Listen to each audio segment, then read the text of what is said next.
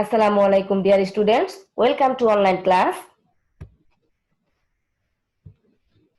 English second paper, completing sentence. I am Rehan Akhtar, lecturer in English, Mujizuna Foundation School and College.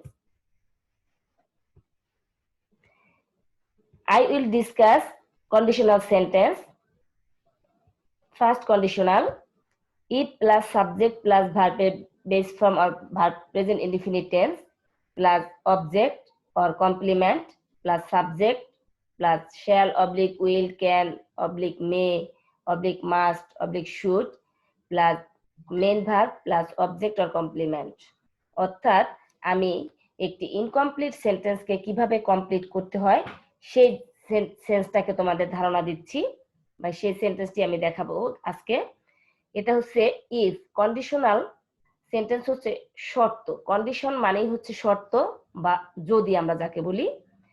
অর্থাৎ if ক্লোজটি যদি একটি পর্যায়ে থাকে তাহলে পরবর্তী সেন্টেন্সটি কমপ্লিট করতে হলে আমার কি ধরনের রুলস লিখতে হবে বা কি ধরনের সেন্টেন্স আমি কমপ্লিট করব। ইফ ক্লোজটি যদি প্রেজেন্ট ইনডিফিনিট টেন্স হয় তাহলে পরের ক্লোজটিতে সাবজেক্টের পরে শ্যাল অথবা উইল অথবা ক্যান অথবা মে অথবা মাস্ট বসাবো, অথবা কোনো কোনো ক্ষেত্রে শুড ও বসানো যায়, সেক্ষেত্রে সেন্স অনুযায়ী বসাবো, প্লাস মেইন ভার্ব বসাবো, প্লাস অবজেক্ট অর কমপ্লিমেন্ট বসাবো। ডিয়ার স্টুডেন্টস, লক্ষ্য করো আমি কিছু এক্সাম্পল লিখেছি তোমাদের সামনে। সেটি হচ্ছে if you get up early you will or may or can keep fit. লক্ষ্য করো ইফ দেয়া আছে অর্থাৎ ইফ ক্লোজ আছে। ক্লোজ কি? ক্লোজ হচ্ছে বাক্যাংশ, অর্থাৎ একটি বাক্য আরেকটি বাক্যের উপরে কি করবে? ডিপেন্ড করবে। এই ইফ যে অংশটুকুর সাথে অ্যাড করা থাকবে সেটা হচ্ছে সাবঅর্ডিনেট ক্লোজ, এবং পরের যে অংশটুকু আমি ফিল আপ করে বোল্ড করে রেখেছি এটা হচ্ছে প্রিন্সিপাল ক্লোজ। অর্থাৎ প্রিন্সিপাল ক্লোজ ব্যতীত একটি সাবঅর্ডিনেট ক্লোজ সম্পূর্ণ অর্থ বা সম্পূর্ণ ধারণা দিতে পারে না কোনো সেন্টেন্সের ব্যাপারে। ইফ ক্লোজটি যদি প্রেজেন্ট ইনডিফিনিট টেন্স হয় তাহলে পরের ক্লোজটিতে সাবজেক্টের পরে শ্যাল অথবা উইল বসবে, ক্যান অথবা মে অথবা মাস্ট বসবে। সেক্ষেত্রে আমি রেখেছি if you get up early you will keep fit. আমি অপশনে রেখেছি, ইচ্ছা করলে তুমি এই অপশন এই ভার্বগুলো ইউজ করতে পারো। মে ইউজ করা যাবে, ক্যান ইউজ করা যাবে, শ্যাল ইউজ করা যাবে। দেন another example, if we make the best use of time you will shine in life. if plus subject আছে we, make as ভার্বের প্রেজেন্ট ফর্ম, তারপর এক্সটেনশন আছে, এর জন্য আমি সাবজেক্ট দিয়েছিলাম উই, এবং সেন্টেন্সটিতে অক্সিলারি ভার্ব দিয়েছি উইল, এবং মূল ভার্বের বেস ফর্ম দিয়েছি শাইন ইন লাইফ। তুমি ইচ্ছা করলে শাইনও দিতে পারো অথবা প্রসপার দেয়া যায়, as you wish. If we make the best use of time, you will shine in life. Example 3, if he feels sick, he should consult a doctor. এখানে should আমি ইউজ করেছি সেন্স অনুযায়ী, কারণ যেহেতু সে অসুস্থ অনুভব করছে বা অসুস্থ অনুভব করে, যখন সে অসুস্থ অনুভব করে he should consult a doctor। এখানে সেন্স অনুযায়ী সেন্সকে বোঝানোর জন্য আমরা should ইউজ করেছি। Number 4, if we don't give up smoking, we will suffer a lot. Another example, if we read books, you can remove ignorance, or you can use may, or you can use must, or you can use will. Second condition, if plus subject plus verb এর past form plus extension, এরকম যদি আমরা দেখি, অর্থাৎ দ্বিতীয় শর্তটা কি তাহলে if ক্লোজের? দ্বিতীয় শর্তটি হচ্ছে if ক্লোজটি যদি পাস্ট ইনডিফিনিট টেন্স হয় তাহলে পরের ক্লোজটিতে সাবজেক্টের পরে উড, কুড, মাইট এই তিনটি যে কোনো একটি ভার্ব আমরা বসাবো, এবং অবশ্যই সেন্টেন্স অনুযায়ী আমরা একটা সঙ্গতিপূর্ণ ভার্ব নিয়ে আসবো, এবং যে ভার্বটি নিয়ে আসবো সেই ভার্বটি সেই ভার্বটি মূল ভার্বের প্রেজেন্ট ফর্মটি বসাবো প্লাস এক্সটেনশন বসাবো। লক্ষ্য করো if we called me, if ক্লোজটি আছে আমার পাস্ট ইনডিফিনিট টেন্সে। কিভাবে বুঝলে? ইফ আছে প্লাস সাবজেক্ট প্লাস কলের পাস্ট ফর্ম দেয়া আছে কল্ড, অর্থাৎ ইফ ক্লোজটি আছে পাস্ট ইনডিফিনিট টেন্স, সেজন্য আমরা কি করব? সাবজেক্টের পরে উড কুড মাইট এই তিনটি যে কোনো একটি রাখবো এবং ভার্বের মূল ভার্বের প্রেজেন্ট ফর্ম বসাবো, অর্থাৎ ভার্বের বেস ফর্মটি বসাবো। আমি ওইখানে লিখেছি মেইন ভার্ব প্লাস এক্সটেনশন। তাহলে আবার আমরা এটাও কিন্তু জানি উড কুড মাইট এগুলি কিন্তু মূলত মডেল অক্সিলারি। আমরা সবাই জানি মডেল অক্সিলারি পরে ভার্বের প্রেজেন্ট ফর্ম বসে, সেজন্য আমি রেখেছি if we called me I would meet you.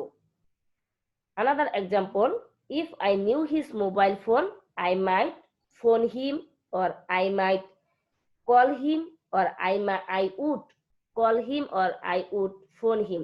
যে কোনো একটি ভার্ব তুমি এখানে ইউজ করতে পারো, তবে অবশ্যই ইফ ক্লোজটার যে ভার্ব আছে সেটার সাথে সঙ্গতি রেখে আমাকে সেন্টেন্সটি কমপ্লিট করতে হবে।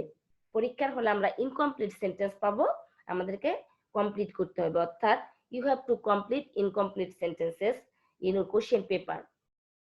Number 3, if Surobi listened to my advice, she could shine in life। লক্ষ্য করো dear students, if Surobi listened to my advice, Surabhi if আছে এবং সুরভি একটি মেয়ের নাম, লিসেন আছে ভার্বের past form, to my advice extension, এরপরে সাবজেক্ট রেখে দিলাম আমি she, কারণ সুরভি একটি মেয়ে, তার প্রোনাউন আসবে she। মনে রাখতে হবে যদি কোনো ইফ ক্লোজের মধ্যে যদি কোনো সাবজেক্ট নাউন থাকে তাহলে অবশ্যই তার প্রোনাউনটি বসাতে হবে পরের ক্লোজটিতে। সুরভি একটি মেয়ে, তার প্রোনাউন আমি বসিয়ে দিলাম she। পাস্ট টেন্স দেখে ইফ ক্লোজটি পাস্ট টেন্স দেখে আমি ভার্ব নিয়েছি, সাবজেক্টের পরে উড কুড মাইট তিনটে যে কোনো একটি নিতে পারবে, তুমি যে কোনো একটি ভার্ব নিতে পারবে। তারপর আমি সঙ্গতিপূর্ণ রেখে আমি সেখানে শাইন ভার্বটি ইউজ করেছি, shine in life. Number 4, if I had a computer I would operate it। Notice the sentence dear students, if I had a computer, if plus subject plus had যদি থাকে, had এর পরে যদি কোনো মূল ভার্বের past participle না থাকে তাহলে আমরা বুঝবো এটি পাস্ট ইনডিফিনিট টেন্স, এবং যদি had এর পরে পাস্ট পার্টিসিপল ফর্ম থাকে ভার্বের তাহলে আমরা বুঝবো পাস্ট পারফেক্ট টেন্স। আবার বলছি, if I had a computer, if plus subject plus had যদি থাকে এবং হেডের পরে যদি ভার্বের পাস্ট পার্টিসিপল থাকে তাহলে আমরা বুঝবো পাস্ট পারফেক্ট টেন্স ইফ ক্লোজটি। যেহেতু এখানে হেডের পরে পাস্ট পার্টিসিপল নাই, কোনো ভার্ব নাই, অর্থাৎ এই হেডটি এই প্রিন্সিপাল ভার্ব হিসেবে কাজ করতেছে, তখন আমরা এটাকে বুঝে নিলাম এটা পাস্ট ইনডিফিনিট টেন্স। এবং ইফ ক্লোজটি পাস্ট ইনডিফিনিট টেন্স থাকলে আমি অবশ্যই সাবজেক্টে পরে উড অথবা কুড অথবা মাইট ইউজ করব এবং ভার্বের একটি ভার্ব নেব, সঙ্গতিপূর্ণ ভার্ব এবং ভার্বের প্রেজেন্ট ফর্ম বসাবো। আমি নিয়েছি I would operate it. Operate মানে চালনা করা, চালানো, এবং কম্পিউটার একটা বস্তু, এই জন্য তার প্রোনাউন নিয়েছিলাম it. If they wanted we could help them. Same প্রসেসে আমি গিয়েছি পঞ্চম নাম্বার এক্সাম্পলে। Another conditional sentence, third condition যাকে আমরা বলি। থার্ড কন্ডিশন হচ্ছে if plus subject plus had plus ভার্বের পাস্ট পার্টিসিপল যদি কোনো থাকে কোনো সেন্টেন্সের মধ্যে, প্লাস এক্সটেনশন থাকতে পারে, তাহলে পরের ক্লোজটিতে ইনকমপ্লিট সেন্টেন্সটিতে আমি সাবজেক্ট বসাবো, তারপরে would have, could have, might have এই তিনটি যে কোনো একটি বসাবো, তারপরে ভার্বের পাস্ট পার্টিসিপল ফর্ম বসাবো প্লাস এক্সটেনশন বসিয়ে দেব। এক্সাম্পল লক্ষ্য করো, if Nilu had studied seriously, if plus subject আছে নীলু একটি মেয়ের নাম এবং এটা নাউন আছে, তারপরে had আছে এবং ভার্বের পাস্ট পার্টিসিপল ফর্ম আছে studied, অর্থাৎ স্টাডি এর পাস্ট পার্টিসিপল ফর্ম হচ্ছে studied, তারপরে এক্সটেনশন দিয়েছি সিরিয়াসলি। নীলু মেয়ের নাম, এই জন্য তার প্রোনাউন রেখেছি she, এবং অফকোর্স সেই কন্ডিশনাল সেন্টেন্সে যেহেতু আমরা যাচ্ছি আমরা বসাবো ইফ ক্লোজটি পাস্ট পারফেক্ট টেন্স দেখে সাবজেক্টে পরে would have, could have, might have. আমি নিলাম উড হ্যাভ, তুমি নিতে পারো, আমি নিয়েছি কুড হ্যাভ, তুমি উড হ্যাভও নিতে পারো, মাইট হ্যাভ ইউজ করতে পারো। শি কুড হ্যাভ, এবং ভার্ব নিয়েছি গেট, গেটের পাস্ট পার্টিসিপল ফর্ম হচ্ছে গট, এই জন্য নিলাম গট, তারপরে হচ্ছে এ প্লাস, অর্থাৎ সে যদি নীলু যদি ভালোভাবে পড়াশোনা করতো তাহলে সে এ প্লাস পেতে পারতো। If Nilu had studied seriously, she could have got A plus or got GPA 5. Another example, if I had tried again, দেখো লক্ষ্য করো, it plus subject plus had এবং ভার্বের পাস্ট পার্টিসিপল। পাস্ট পার্টিসিপল হচ্ছে try, এর past participle হচ্ছে tried, TRIED, tried. Again আমি নিয়েছি I would have solve the problem. তুমি ইচ্ছা করলে ইউজ করতে পারো I might have solve the problem, অর্থাৎ সলভ ভার্বের পাস্ট পার্টিসিপল ফর্ম লিখতে হবে এবং অবশ্যই তার পূর্বে উড হ্যাভ বসাতে হবে, কারণ এই সেন্টেন্সটার আগে যে সেন্টেন্সটুকু আমি দেখেছি সাবঅর্ডিনেট ক্লোজটুকু বা ইফ ক্লোজটি বা ইফ কন্ডিশনাল সেন্টেন্সটুকু, সেটুকু হচ্ছে কি পাস্ট পারফেক্ট টেন্স, অর্থাৎ ইফ ক্লোজটি পাস্ট পারফেক্ট টেন্সে হলেই আমরা সাবজেক্টে পরে would have, could have, might have এই তিনটে যে কোনো একটি বসাবো এবং অফকোর্স ভার্বের পাস্ট পার্টিসিপল ফর্ম বসাবো। পরের সেন্টেন্সটি আরো একটি সেন্টেন্স লেখা আছে, if they had started earlier they might have reached in time. অর্থাৎ আমি একইভাবে কমপ্লিট করেছি, আরো একটি দেয়া আছে বা আমি আরো একটি লিখেছি তোমাদের সামনে, if he had utilized his time properly, utilize a past participle form, utilized his time properly, he would have prospered in life, লিখেছি prosper এর past participle form হচ্ছে prospered in life। আরো একটা লিখেছি, if my friend had helped me I could have done the work। Dear students, fourth conditional sentence হচ্ছে, অর্থাৎ এটাকে আমরা ফোর্থ কন্ডিশনাল, ইচ্ছা করলে ফোর্থ কন্ডিশনালও ফেলতে পারি, আবার ইচ্ছা করলে থার্ড কন্ডিশনালের আরো একটা কি বলে স্ট্রাকচার হিসেবে আমরা দেখাতে পারি। অর্থাৎ ইফ ক্লোজটি যখন আমরা পাস্ট পারফেক্ট টেন্সে দেখেছি তখন যে রুলসটি আমরা অ্যাপ্লাই করেছি সেম রুলসটি আমাদের ফোর্থ কন্ডিশনালে ইউজ করতে হবে। তবে হ্যাঁ, এটার স্ট্রাকচার তোমরা সেন্টেন্সে যখন একটু ভিন্নভাবে দেখতে পাবে তখন হয়তো কনফিউশনে পড়ে যাবে, দেখে আমি ফোর্থ কন্ডিশনাল তোমাদের সামনে প্রেজেন্ট করতেছি বা প্রেজেন্ট করলাম। যদি কখনো কমপ্লিট সেন্টেন্সের মধ্যে আমরা হ্যাড সেন্টেন্সের শুরুতে দেখি তাহলে এবং সাবজেক্ট পরে দেখি, আমরা কিন্তু অলরেডি এর আগে একটা স্লাইডে দেখলাম যে if plus subject plus had plus ভার্বের পাস্ট পার্টিসিপল, কিন্তু এখানে বলতেছি প্রথমটি ইফ আসবে না, প্রথম আসবে হ্যাড প্লাস সাবজেক্ট প্লাস ভার্বের পাস্ট পার্টিসিপল। তখন আমরা এটা বুঝে নিব ইফ ক্লোজটি পাস্ট পারফেক্ট টেন্সে আছে, অর্থাৎ এই হ্যাডটি তখন ইফের অর্থ প্রদান করবে, অর্থাৎ ইফ দিয়ে যে থার্ড কন্ডিশনাল আমরা দেখেছি সেই অর্থটাই প্রদান করবে, শুধুমাত্র ইফ থাকবে না, এটার মধ্যে হ্যাড দিয়ে সেন্টেন্সটি শুরু থাকবে। ধারণা দিচ্ছে একে, কিন্তু স্ট্রাকচার এই শুরুর দিকে শুধুমাত্র স্ট্রাকচারে একটু ভিন্নতা দেখা যাচ্ছে, এই জন্য আমি ফোর্থ কন্ডিশনাল বলতেছি এটাকে। আমি যদি কোনো সেন্টেন্সে ইনকমপ্লিট সেন্টেন্সের মধ্যে সেন্টেন্সের শুরুতে হ্যাড দেখি, তারপরে সাবজেক্ট, তারপরে ভার্বের পাস্ট পার্টিসিপল ফর্ম, তখন আমি বুঝে নেব এটা কন্ডিশনাল সেন্টেন্স এবং ইফ ক্লোজের থার্ড কন্ডিশনাল সেন্টেন্স, অর্থাৎ ইফ ক্লোজ এটা আছে এবং ইফ ক্লোজটি আছে পাস্ট পারফেক্ট টেন্সে। আমরা যদি if plus subject plus had দেখি এবং ভার্বের পাস্ট পার্টিসিপল দেখি তখন এটাকে বুঝবো ইফ ক্লোজ পাস্ট পারফেক্ট টেন্সে আছে। আবার হ্যাড প্লাস সাবজেক্ট প্লাস ভার্বের পাস্ট পার্টিসিপল যদি দেখি তাহলে আমরা বুঝবো ইফ ক্লোজটি আছে এবং ইফ ক্লোজটি পাস্ট পারফেক্ট টেন্সে আছে, এটা একটি ইফ ক্লোজ।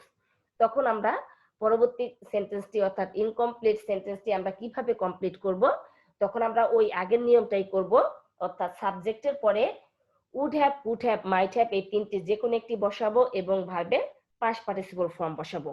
দেখো আমি কয়েকটি সেন্টেন্স দিয়েছি, সেখানে লিখছি had I seen him I could have given him the news. অর্থাৎ সাবজেক্টের পরে শুরুর দিকে আসছে আমার ইফ, কিন্তু এখানে নেই, এখানে আছে হ্যাড, সেন্টেন্সের শুরুতেই আছে হ্যাড, আছে সাবজেক্ট, তারপরে দেখতে পাচ্ছি ভার্বের পাস্ট পার্টিসিপল ফর্ম, সি এর পাস্ট পার্টিসিপল ফর্ম হচ্ছে সিন, তারপর অবজেক্ট রেখেছি হিম, কিন্তু ইনকমপ্লিট সেন্টেন্স আমি কমপ্লিট করছি I could have given him the news. পরবর্তী সেন্টেন্সটি সেম, হ্যাড হি ওয়ান্টেড, এখানেও সেন্টেন্সের শুরুতে হ্যাড আছে, ইফ নেই, অর্থাৎ ইফ ক্লোজটাই আমি থার্ড কন্ডিশনাল সেন্টেন্সে যেটা পড়েছি যে রুলসটা অ্যাপ্লাই করেছি সেই রুলসটি এখানে তোমাকে you have to apply the rules in this situation when you see the starting had he wanted they would have helped him. Number 3, example 3, had I possessed a vast property I could have helped the poor. Number 4, had I known the matter I might have informed it. Number 5, Had the students asked me a question, I could have answered them. Dear students, next slide.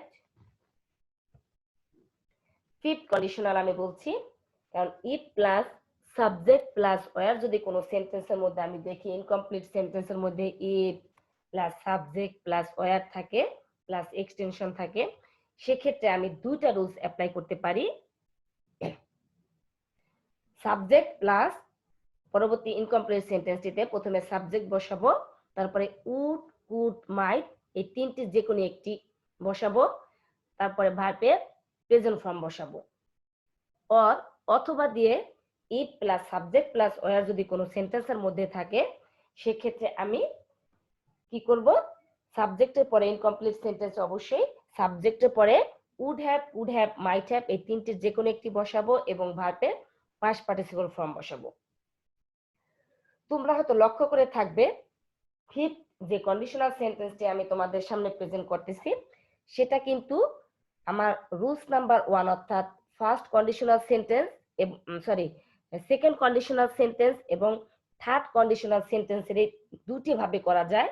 অর্থাৎ কোন সেন্টেন্সের মধ্যে যদি if plus subject plus were থাকে, তাহলে আমি আমার second conditional sentence যেটি ছিল ইফ প্লাস সাবজেক্ট প্লাস ভার্বের পাস্ট ফর্ম, সেই রুলসটি এখানে অ্যাপ্লাই করতে পারি। অর্থাৎ সাবজেক্টের পরে উড কুড মাইট এই তিনটি যে কোনো একটি এবং ভার্বের প্রেজেন্ট ফর্ম।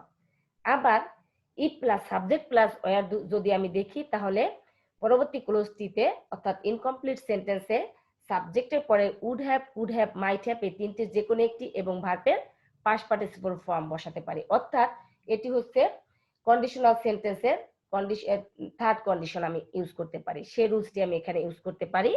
আমি দুইভাবেই অর দিয়ে করিয়েছি, দেখিয়েছি তোমাদের বোঝার সুবিধার্থে। If I were a king I could help the poor, এটা দিয়েছি আমি ইফ কন্ডিশনাল সেন্টেন্স এবং সেকেন্ড কন্ডিশন। আবার এভাবেও লেখা যায় if I were a king I could have help the poor. Would have might have যদি দেই, তাহলে ভার্বের পাস্ট পার্টিসিপল বসাতে হবে। আর যদি কন্ডিশনাল সেন্টেন্স 2 তে দেই, সেকেন্ড কন্ডিশন রাখি, তাহলে সাবজেক্টের পরে উড কুড মাইট তিনটি যে কোনো একটি এবং ভার্বের প্রেজেন্ট ফর্ম।